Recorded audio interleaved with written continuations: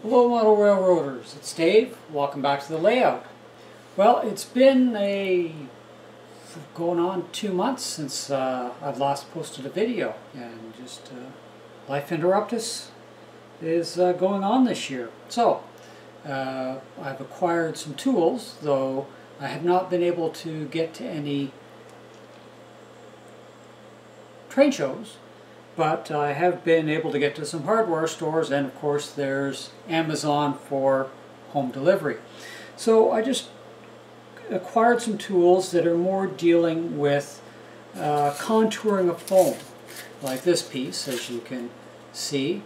Now this contour has been put on by the hot wire cutter, and I've covered that in different videos of using that, so I'm not going to talk about that in this video.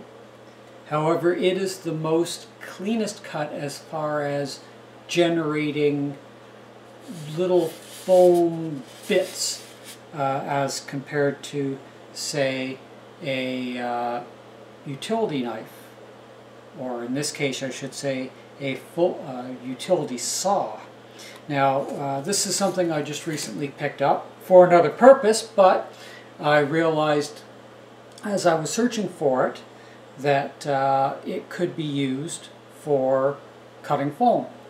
And what I like about it is this is a Milwaukee folding utility saw. The part number is 48-22-0305. Now you press the button in the corner there, and it folds in to the handle, so it works good in your tool bag or toolbox. And that's what I liked about it, or that's what I was searching for initially. The real selling feature of this one over other folding utility saws was that, and you just press the button again to flip the blade out, and then it locks into place. You know, there's no more wiggle than a regular Sawzall. But the neat thing is, on the button, or the slide button here, is you just slide that down and the saw blade comes out. Now the one that it comes with is an 18 teeth per inch 6-inch blade, and it handles the 6-inch saw blades. Now this is a cheap wood blade from that actually came with my Ryobi tool, my cordless Sawzall, and to get anything to go back in, you just put that down, drop it in, and again the new blade will fold away. Now unfortunately, I just noticed I may have to get a pair of pliers to pull this blade out, because the wood blade actually tucks completely into the handle. Alright, we got it back up. So, but anyway, so you can put in whatever Sawzall blade into this handhold folding grip that you want. And of course, you know, when you want to contour, oh, glue came loose on that piece. Let's try the bottom. You know, you can get right in there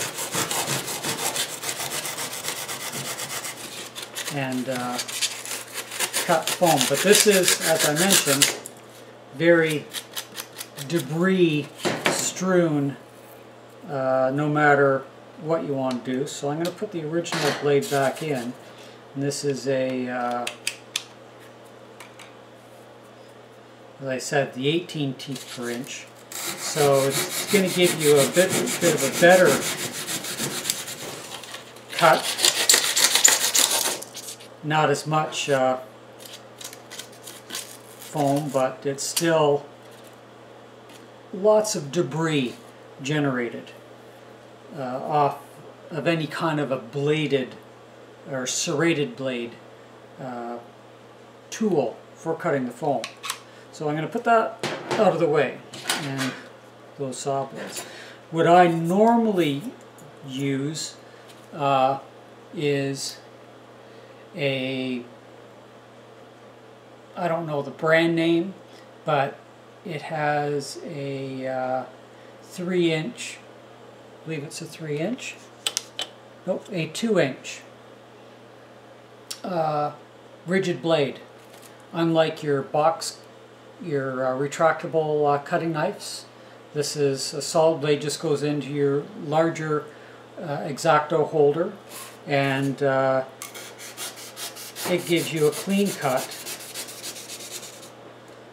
and that's what I predominantly cut all my foam with, is this tool. So of course it gives you a nice smooth cut without the odor from the hot wire cutting tool. So I recommend picking one up. I should be under, you know, $10–12 with spare blades. The rigid blade is a lot better because the retractable blades in your utility cutters will curve over as you're cutting, where this one stays rigid. So that's a plus there. Now, something else that will make lots of debris are these kind of the sideways cutting saws. Now I've got a I'll call it a half-round blade in there right now, but other blades, apart from the you can see through the glare, that's just a straight tooth blade on this bit, so you could use that in place of. Or what I was thinking, instead of say using a wood hand rasp, you can use this style of a blade, and that's the top part of it. And I ordered a 5-pack off Amazon, and that's sintered carbide that's on there that will act as a rasp in this, and this is more of a shaped bit for cutting grout. The carbide is running around that edge on there. I'll give you a closer look so you can actually see it through the plastic. But the one that I liked was this one. It's more like a finger, but it's got the grit on both sides and on the edge. So I'm not going to power up the tool. It'll just make way too much noise and drown out the audio, and anybody that uses earbuds will be quite perturbed. But between these two tools in that saw, and let me pull this one out because I haven't even opened them yet. Again, I think it was about $23 on Canadian off of Amazon, with free delivery if you're a Prime subscribe to the Amazon Prime. So with the free delivery, it makes it not too bad. If without the free delivery, it's not worth buying. But I'll just show you here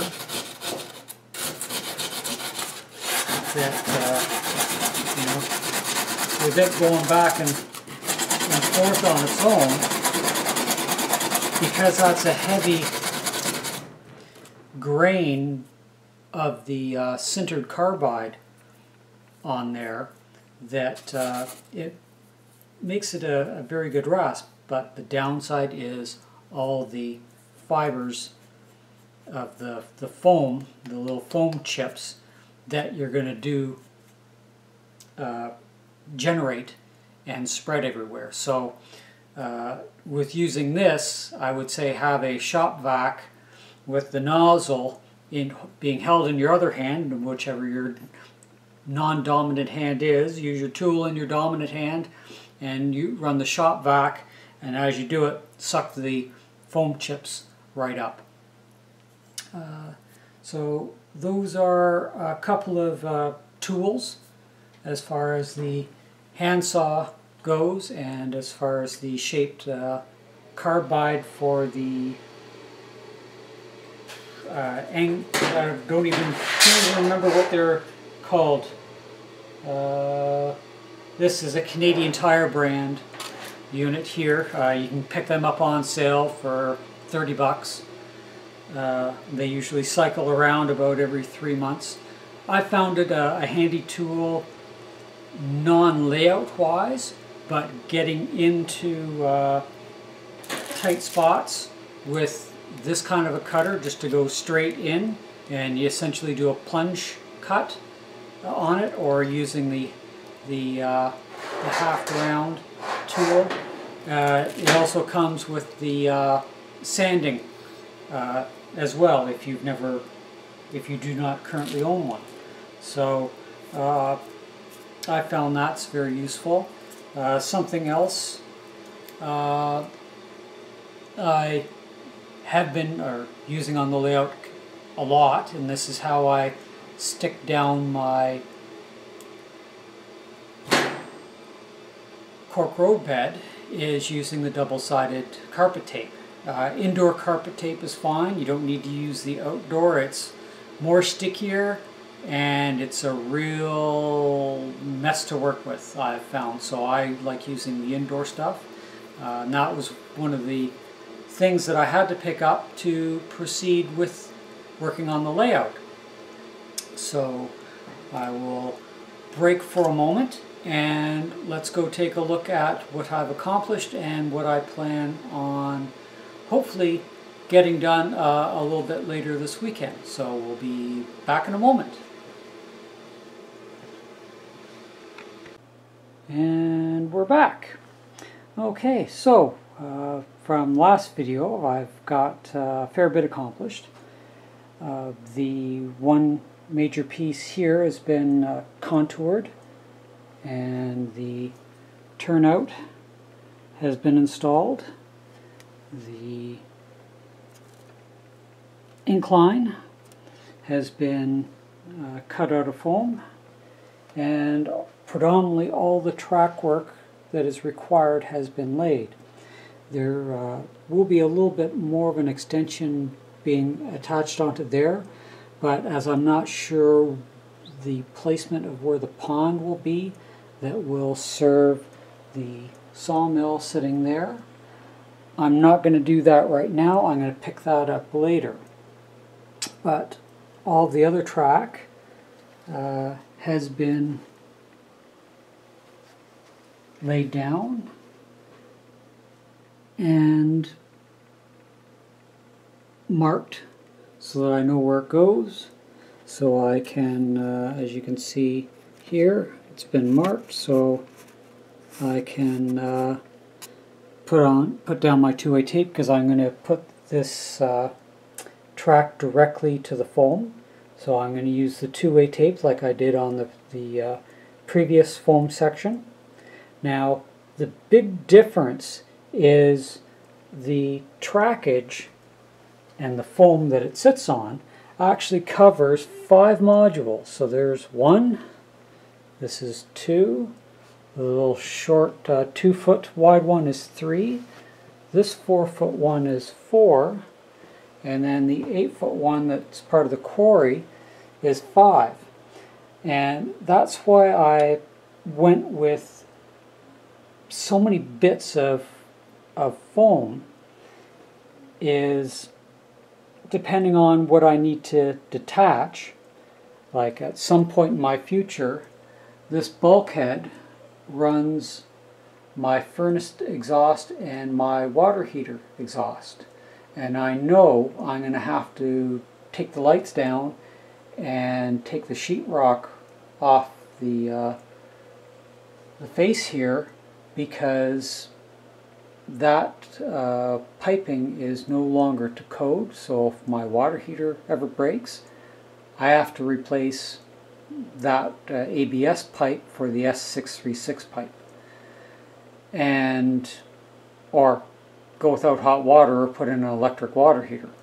So if I'm going to do that, I'm going to replace the furnace at the same time, the furnace piping at the same time. So that was kind of a major decision, the fact that and the fact that after putting all the effort into my previous layout that was solid bench work, I had to rip everything down, and the only thing I could salvage was really the helix out of that whole thing, apart from the plywood and the 1x4s.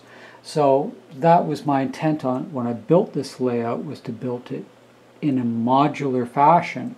So one, I can get it out of the basement in manageable pieces, and hopefully, though it is not planned for, if I ever have to move again, that I can at least salvage part or the layout as a whole, depending on what footprint of a room that it will go into.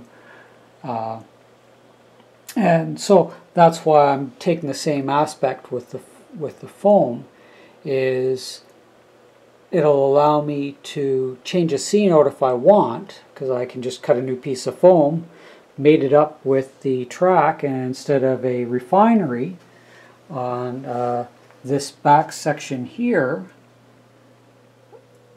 and leading on to that section in the curve where the tank and the distillate tower is, I could pull those two sections out, use them to template another piece of foam, drop that in there, and have a whole different scene that these two tracks would be servicing.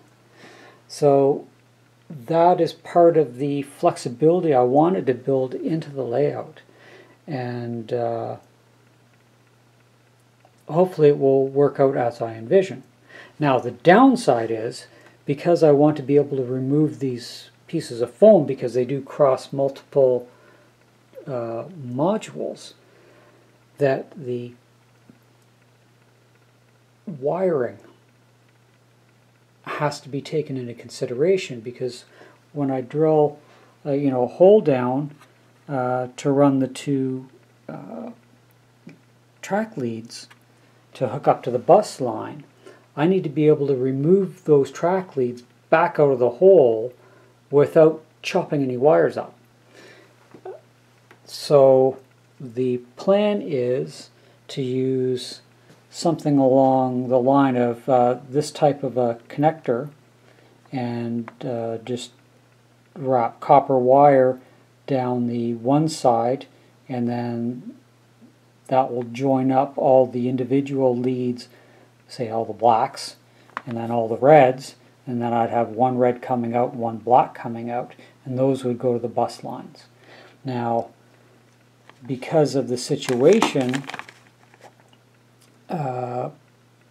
I would probably do, say, the two lines here and between the two turnouts, just to ensure that they've got power, and that would go to one terminal strip and then go to the bus line. Now the bus line I'm going to tack into is the same secondary bus that is supplying the yard here for the quarry. So I won't be tying into a main line. That way, if I have an issue, it's going to be on a different circuit, breaker circuit, however you want to word it, so that the mainline trains don't stop. It'll only be the relevant yards on that secondary line that will the locals will stop running on. Now, say for here, I've got one module. Okay, so I can grab, power probably here. And again, I got to really look at it, because, say if I wanted to go off of here, then I'm right very close. Actually, I'm just a little past where that joint is. So I'll have to plan that out. But I want to be able to unhook the wires from below the module and be able to lift the whole foam section out, wires and all, and have them clear the hole that I'm going to drill between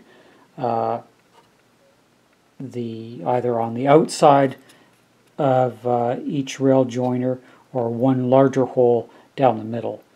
And it's doable.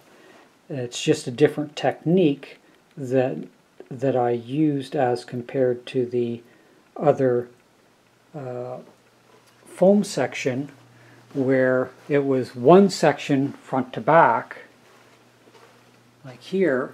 This is one section running from here to here, and all the wires are buried below, and they're exiting and hooking up to that, which then runs down below and ties in to the bus line. So different technique for different situation, where in this case the track and all the wiring, once that's unscrewed at that terminal connector there, the whole thing pops up, and the lines leading to the bus line stay as a permanent fixture on that piece of module. In this case, the track leads are going to have to be detachable underneath the module and come up back through the hole. So that was a decision that was delaying things of how I was actually going to do the wiring, because of this unique situation where I've got track and foam crossing 5 modules, and there's a lot of joints that I have to deal with. One, to ensure that there's track power going to the track, and second, that I can remove the track and keep it as intact as possible and reinstallable. And that's the main key as well, to do all this scenicking on the foam.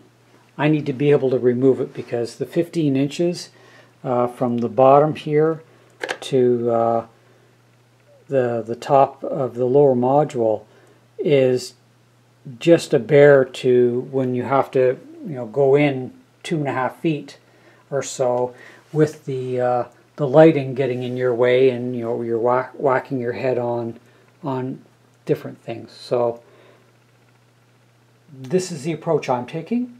It may help somebody seeing me do it, hopefully. If not, everybody has their own way, and they think their way is the more preferred way to do it.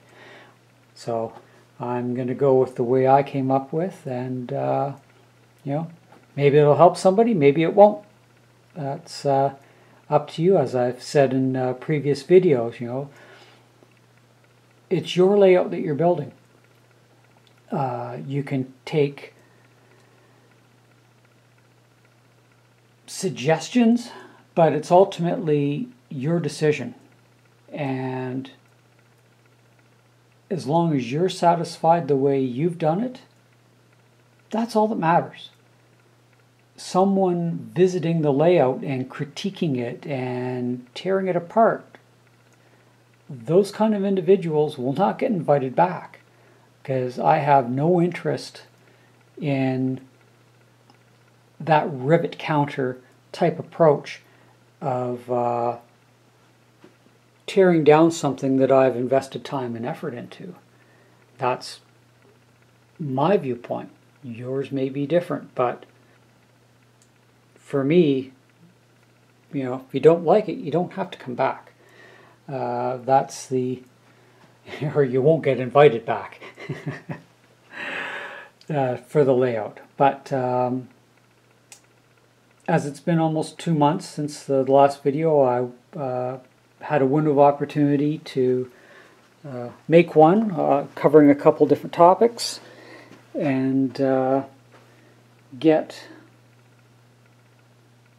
something onto the channel, because the only way I get progress done, as I've mentioned before, I'm trying to use the YouTube channel as not inspiration, but a reason for generating movement forward on the layout.